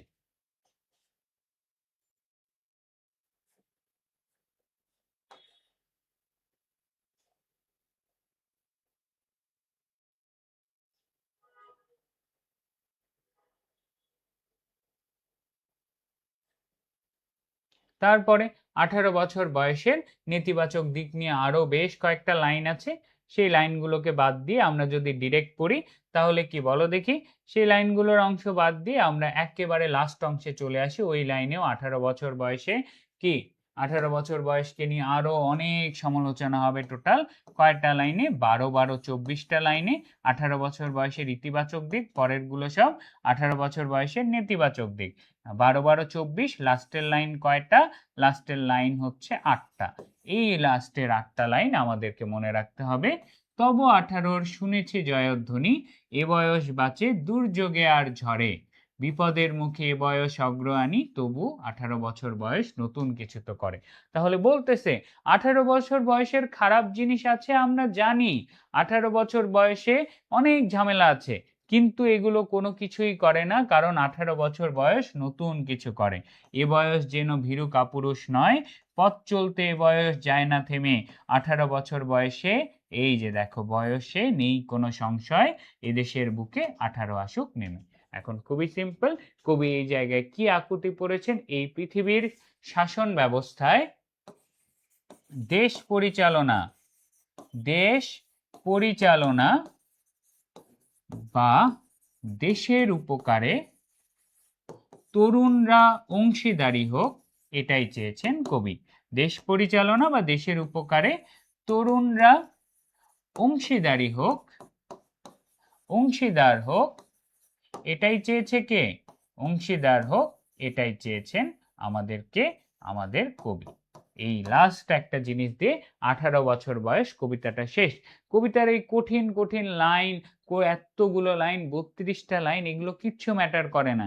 জাস্ট প্রথম 12টা লাইন সিম্পল থিমে ইতিবাচক দিক, 18 বছর বয়স কত ভালো, পরের 12টা লাইন 18 বছর বয়স কত খারাপ, লাস্টের 8টা লাইন এই পৃথিবীতে 18 বছর বয়সের কেন দরকার, এবং এই কবিতায় 18 বছর বয়সের কেন দরকার এটা নিয়ে একটা আকুতি প্রকাশ পেয়েছে। ব্যাস, এই কবিতায় আর কিচ্ছু নাই। আরেকটা জাস্ট লাইন আছে, 18 বছর বয়স বাঁচে কিসে? দুর্যোগ আর ঝড়ের মধ্য দিয়ে বাঁচে। 18 বছর বয়স বাঁচে কিসে? 18 বছর বয়স বাঁচে দুর্যোগে আর ঝড়ে। কিসের মধ্যে? দুর্যোগ আর ঝড়ে। ব্যাস, তারপরে সবকিছুতে অগ্রণী কারা? 18 বছর বয়সী। সিম্পল। ইয়েস, তরুণদের কথা বলছে। ব্যাস, এই যে দেখো এত বড় একটা কবিতা, এই কবিতাটাকে নিয়ে এলোমেলো করে এত বেশি পড়ার, ব্যাখ্যা লাইন টু লাইন পড়ার যে কবিতা না, আমি সেই কবিতা লাইন টু লাইন তোমাকে পড়াবো না। আজকে দেখো কবি পরিচিতি কবিতাও শেষ হয়ে গেল কত তাড়াতাড়ি, কারণ এই কবিতা থেকে লাইন টু লাইন অ্যান্সার করার মতো প্রশ্নই নাই। কানে মন্ত্রণা আসা মানে কি? মন্ত্রণা শব্দটার অর্থই হচ্ছে কুমন্ত্রণা, খারাপ বুদ্ধি। এটাও কি লিখে দেওয়ার মতো বয়স তোদের না।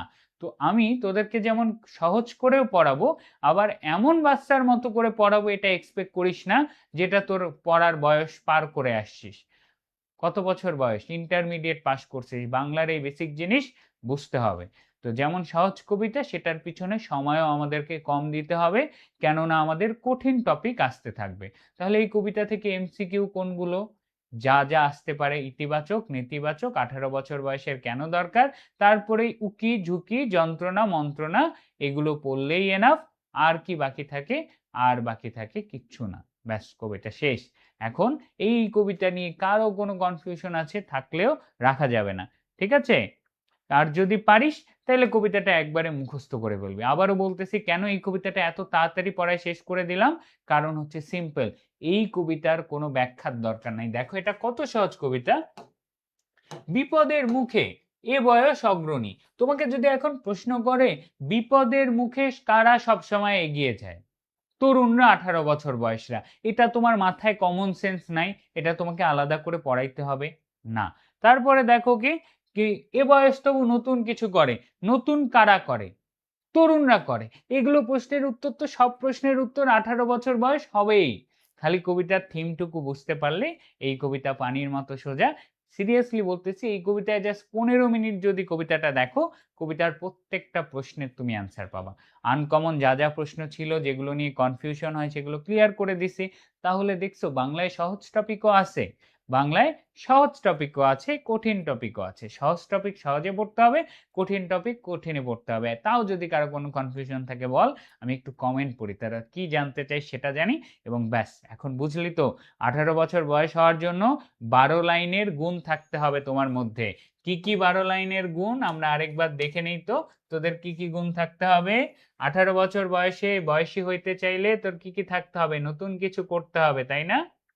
অর্থাৎ স্পর্ধায় মাথা তোলার ঝুঁকি নিতে হবে, দুঃসাহস উকি দিতে হবে, ভয় থাকা যাবে না, রক্তদানের পুণ্য জানতে হবে। তারপর কি? আত্মাকে শপথের কোলাহলে সঁপে দিতে হবে, অর্থাৎ মিছিলে আত্মনিয়োগ করতে হবে। ঠিক আছে, এখান থেকে আনকমন কোশ্চেন, এই যে 18 বছর বয়সে কিসের ঝুলি শূন্য থাকে না? প্রাণ দেওয়া নেওয়ার ঝুলি শূন্য থাকে না। সপে আত্মাকে শপথের কোলাহলে, 18 বছর বয়স কি? আত্মাকে মিছিলে সঁপে দেয়। তারপরে 18 বছর বয়সের কানে অসহ্য যন্ত্রণা, কানে আসে মন্ত্রণা। ও আরেকটা জিনিস নোট করা বাকি আছে, ওটা নোট কর। ওই যে নেগেটিভ দিক থেকে একটা লাইন, 18 বছর বয়স কালো হয়, 18 বছর বয়স কালো হয়, লক্ষ দীর্ঘশ্বাসে। কালো হয় কিসে? লক্ষ দীর্ঘশ্বাসে। লক্ষ দীর্ঘশ্বাস কি ভাইয়া? সোজা কথা হতাশা। এটা নোট করো, এটা খুবই গুরুত্বপূর্ণ, এটা বাদ চলে গেছিল, নোট করো। 18 বছর বয়স কালো হয় কিসে? লক্ষ দীর্ঘশ্বাসে। মানে কি? হ্যাঁ, তোমাদের মধ্যে দেখো, ধরো এইচএসসি পরীক্ষা অনেক কঠিন হয়েছে, পরীক্ষা দিয়ে আসে একটা হতাশা কাজ করে না? আমার দ্বারা কি হবে? আমি কি আসলেই পারবো? এই যে একটা হতাশা কাজ করে তরুণদের মধ্যে, এটাও কিন্তু 18 বছর বয়সের একটা নেগেটিভ দিক। সেটাও নোট করে ফেলো। 18 বছর বয়স কালো হয় কিসে? লক্ষ দীর্ঘশ্বাসে। ঠিক আছে? এবং এই কবি এই পৃথিবীর বুকে কি চেয়েছেন? 18 বছর বয়স নেমে আসুক। ক্লিয়ার? ওকে, ঠিক আছে। ওকে, আবার যদি বইয়ের প্রশ্ন করিস, কালকে আমি উত্তর দিয়ে দিয়েছি, আমি এই প্রশ্নের উত্তর দিব না, কান্নাকাটি যা করার করে ফেলবি। এবং প্রত্যেক দিন পোস্টে কমেন্ট করে ভাসাইতে হবে, বুঝছিস? স্বর্ণ স্যার এবারে অ্যাডমিশনে, এতদিন তো খুব একটু লুকায় লুকায় পড়াইতো, আমার নাম খুবই কম শুনছিস তাই না? কারণ আমার ওই বই লেখা আর পড়তে ভাল লাগে, বাট এখন চাই এবারে হয়তোবা আমি বেশি বছর পড়াবো না, দেশের বাইরে যাওয়ার ইচ্ছা।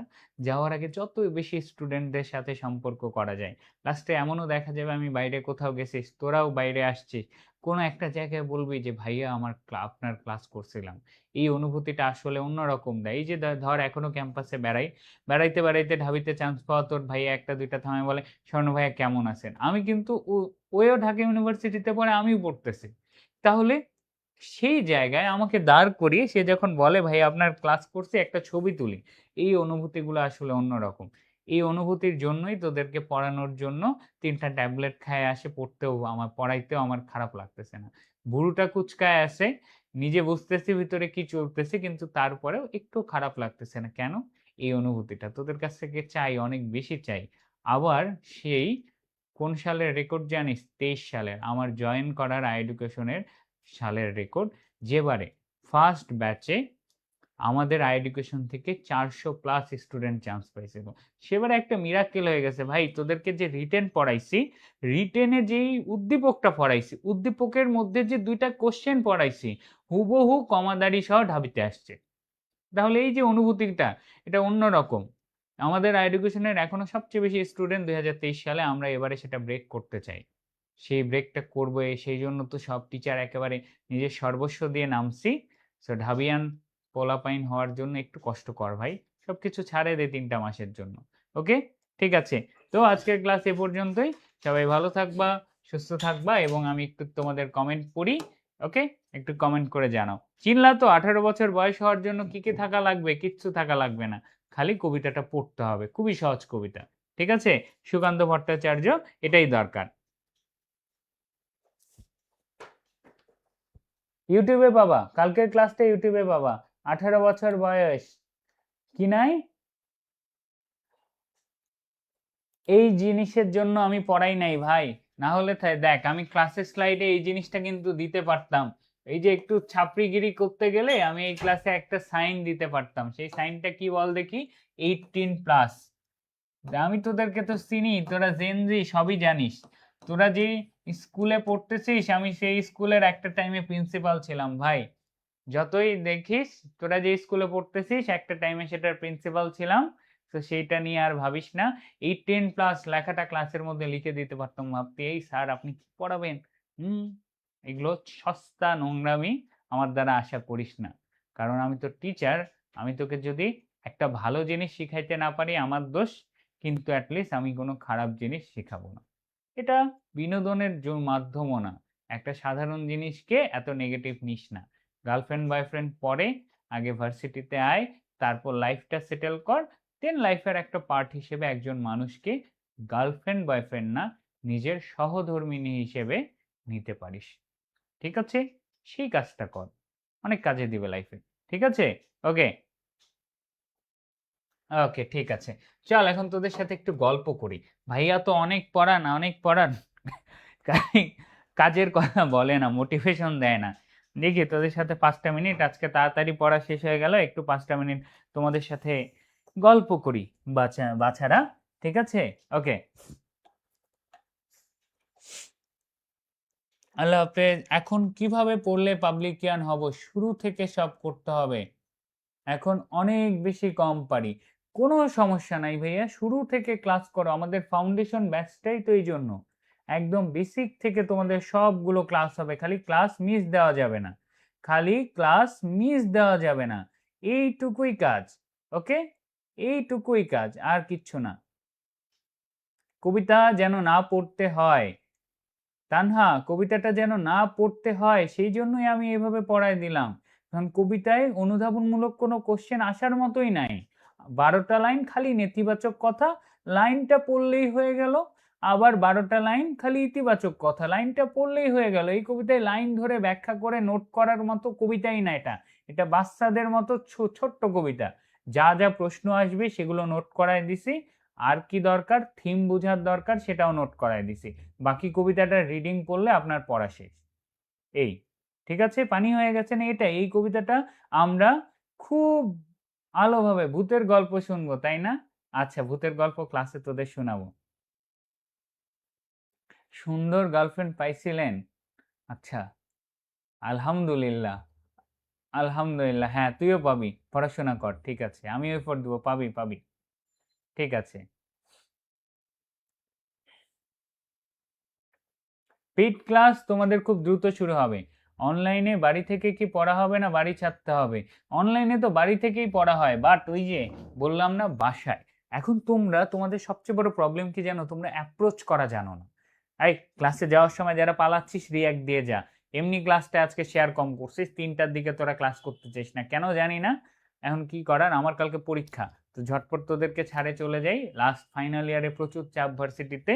যেটা বলতেছিলাম, ফ্যামিলিকে আমরা অ্যাপ্রোচ করতে যাই না। তুমি একটা ড্রিম দেখতেছো, সেটার জন্য তো তোমাকে ওপেন আপ হইতে হবে। একদিন ডাকো, খাওয়ার সময় বলো যে আম্মু দেখো, যে আমি এই টাইপের, তোরা এক্সপ্রেসই করতে পারিস না, মা বাবা যেমনই হোক, যত অ্যাবিউজিভ হোক। ভাই এগুলো পার্সোনাল লাইফ থেকে আমি শেয়ার করতেছি। আমি খুব একটা ভালো সিনারিও থেকে এই জায়গায় আসি নাই, কিন্তু নিজেকে এক্সপ্রেস করতে শিখতে হবে, এই নিজের চাহিদার জন্য বলতে শিখতে হবে। সেটাও যদি বলতে না পারিস তাহলে কিন্তু লাইফে খুব সাফার করবি। যাদের ফ্যামিলি প্রবলেম ফেস করিস, অনেকের বাবা মা খুবই ওপেন, খুব ভালো, কিন্তু এক্সপ্রেস করতে হবে, নিজেরটা চায় নিতে হবে। সেটার জন্য জেদ মারামারি কাটাকাটি করলে করতে হবে। যে দেখো, আমি একটা স্বপ্ন দেখতেছি, আমাকে এটার জন্য কষ্ট করতে হবে। আমাকে জাস্ট এই 3টা মাস যে কোনো রকমের ডিস্ট্রাকশন থেকে বাদ দাও। হ্যাঁ, নানুর বাড়িতে দাওয়াত, আমাকে একটু বাদ রাখো, আমি না যাই। জাস্ট আমাকে 3টা মাস কষ্ট করতে দেবে, বলি খুব পড়ে খুব চান্স পাবে বেটা, এগুলো বলতে পারে বাবা মা, কিন্তু নিজের এই জায়গায় স্টিল থাকতে হবে। এই কথাগুলো গায়ে লাগতে দেওয়া যাবে না, তাদের কথার উত্তর দেওয়া যাবে না। যেটা সবচেয়ে বেশি প্রবলেম আমাদের আগের জেনারেশনের, ইভেন আমাদের আগের টিচারদের, তোরা এই যে ভাইয়াদের কাছে পড়তে কমফোর্টেবল ফিল করিস কেন? কারণ ভাইয়ারা তোদের কথা বুঝে, তোদের টাইমটাকে বুঝে। কিন্তু এই টিচাররা কেন বুঝতে চায় না? কারণ তারা ওই রকম অ্যাটমসফিয়ারে বড় হয়নি। তুই জানিস 9 থেকে 10 বছরের মধ্যে তোর ব্রেনের ফুল ডেভেলপমেন্ট হয়ে যায়। তুই একটা মেন্টালিটি নিজের মধ্যে গ্রো করে ফেলিস, এই মেন্টালিটি থেকে আর বের হওয়া যায় না। তারা আর বের হইতে পারে না, কিন্তু তোরা কি দেখতেছিস, তোদের টাইমে সিনারিও চেঞ্জ হচ্ছে, তোদের কথা শোনা যাচ্ছে। সো আর্গুমেন্ট করতে যাবি না বাবা মায়ের সাথে, নিজের জায়গায় জাস্ট স্টিল থাকবি, দরকার হইলে কাঁদে কান্দে, বালিশে মুখ লুকায়, ইমোশনাল ব্ল্যাকমেইল করে তোর জিনিসগুলোকে আদায় করে নিবি। নট চিল্লায় বা তারা ভুল, এই কথা বুঝাইতে যাইস না। অ্যাটলিস্ট আমরা আমাদের আগের জেনারেশনকে এই জিনিসটা বুঝাইতে পারবো না। এটাকে ইমোশনালি হ্যান্ডেল কর, একটু অন্য ওয়েতে যা। তোর বাবা মা তোকে ঘন্টার পর ঘন্টা 2 দিন ধরে টানা কাঁদতে দেখলে কখনো তোর কোনো দাবি বাকি রাখবে না। কিন্তু তুই সেটা না বলে, হ্যাঁ তোমরা আমাকে কি দিছো, তোমরা আমাকে কিছু দিছো, এই টাইপের কথাবার্তা বলে তুমি কিছু আদায় করতে পারবা না ভাইয়া। তো এই জন্য বলতেছি, লাইফে যাই করবা একটু টিপিক্যালি একটু ক্রিটিক্যালি থিঙ্ক করো। তোমরা জেনজি বাচ্চা কাচ্চা অলরেডি, হ্যাঁ এইচএসসি 26 ব্যাচে সব জেনজি, আমাদের 90s এর কিডের আর জায়গা নাই। তো এই যে তোমরা যে জেনজি, তোমাদের যে থিম, তোমরা সেই থিমটাকে ধরে রাখো, একটু ক্রিটিক্যালি সবকিছু হ্যান্ডেল করো। এখন থেকে বাড়ি ছাড়ার কোনো দরকার নাই। অনলাইনে পড়ার তো সুবিধাই এটা, বাড়িতে খাবার দাবারের প্রবলেম নাই। এই যে ঢাকায় আসে কি অবস্থা খাবার দাবারের, ঢাকায় যে জ্যাম, এগুলোর বাইরে অনলাইনে পড়তেছো, এটাই তো সুবিধা। জাস্ট বাসায় সেই পরিবেশটা বানায় নাও। আর একেবারেই যদি পরিবেশটা না থাকে তাহলে এমন কোথাও যেতে পারো। ঠিক আছে? ওকে। তো অনেক জ্ঞান ছাড়লাম, আমি আসি। ওকে, আল্লাহ হাফেজ।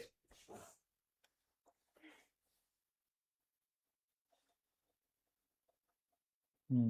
জি স্যার বলবে আমি তোর পেটে হয়েছি নাকি তুই আমার পেটে? এই জন্য আবারও বলছি, 18 পার হয়ে 28 এসে বিয়ে আমারে আমার বিয়ে খাইতে চাচ্ছিস? সংবর্ধনায় আয়, তোদের বিয়ের দাওয়াত দেব। ঠিক আছে? ওকে। তোমার ইচ্ছা, তুমি যদি অনলাইনে টাইম দিলে তোমাকে আর আলাদা করে পড়তে হয় না। ঠিক আছে? ওকে, ওকে। এটাই। অনেকের বাবা-মা পেয়ে অনেকে লাকি হয়। আমি সবার জন্য বললাম। এই যে এই লাইফটাকে নিজের একটা জাস্ট এই ৩ থেকে কয় মাস, আজকে কি মাস বল দেখি? আজকে হচ্ছে তোদের অলরেডি আগস্ট মাস। ডিসেম্বরে ঢাবির পরীক্ষা, জাস্ট ভাব, ডেট দিয়ে দিছে এবার। তোদের রেজাল্টের আগে ঢাবির ডেট দিয়ে দিছে। তাহলে এটা কোনো কথা? এটা কোনো কথা বলেন দেখি? তোদের এক্সামের আগেই, এক্সামের রেজাল্ট হওয়ার আগে ঢাবির পরীক্ষার ডেট দিয়ে দিছে।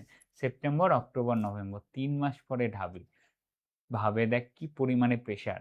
এই ৩টা মাস লাইফ থেকে সব বাদ দিয়ে দে। আমি বলতেছি হাতে আর ১ সপ্তাহ টাইম আছে। এই ১ সপ্তাহের পরে যদি তুমি অ্যাডমিশন ফাইটে নামো, তুমি একটা এমন রেসে নামবা যারা অর্ধেক রাস্তা পার হয়ে গেছে, ওরা মেন্টালিটি ঠিক করে ফেলছে, সব ঠিক করে ফেলছে। যে আমি তোদেরকে আজকেই বলতেছি না, সব কিছু এই ১ সপ্তাহের মধ্যে গুছায় ফেল। এই ১ সপ্তাহের মধ্যে গুছায় ফেলে তারপর তোমাদের জার্নিটা শুরু করো। অনেক অনেক কাজে দিবে। এত জ্ঞান ধারতে গেলে অনেক কিছু ঝাড়া যায়, বাট তোদের আমি বড় ভাই, রাস্তা দেখাইলে তোদেরকে ওই মোটিভেশন খালি বলবো না, আমার কাছে পড়, আমার কাছে পড়, আমার কাছে পড়। পড়ার চেয়ে বেশি তোর ডেডিকেশন বেশি। সিরিয়াসলি বলতেছি, তুই যদি ডেডিকেটেডলি রাস্তাটা জানা থাকে, আমার ক্লাস না করে, ইংলিশ ক্লাস না করে, কোথাও ক্লাস না করেও আপনি চান্স পাইতে পারবেন। কিন্তু আপনার ওই পথটা জানা নাই, সেই জন্যই তো আমাদের কাছে তোদেরকে পড়তে হয়। এই পথটা জানে তারপর পুরোটা ডিপেন্ড করবে তোর ইফোর্টের উপর। তুই এডুকেশনে না পড়লেও পুরোটা ডিপেন্ড করবে তোর কিসের উপর? ডেডিকেশনের উপর। এই ডেডিকেশনটা যদি ফিক্স করতে পারিস তাইলে আর কিচ্ছু লাগবে না। এই প্রত্যেকটা একদম বাস্তব কথা তুই ভাইয়ার কাছ থেকে এই পুরো টাইমে পাবি। খালি ট্র্যাক থেকে সরিস না। ভাইয়াকে, আই এডুকেশনকে, আমাদেরকে জাস্ট তোর লাইফের ৩টা মাস ডেডিকেটেডলি দে। এর ফলে যেটা পাবি সেটার জন্য আমাদের কাছে চিরজীবন কৃতজ্ঞ থাকবি। সিরিয়াসলি। টাটা। আল্লাহ হাফেজ, ভালো থাক। কাটা।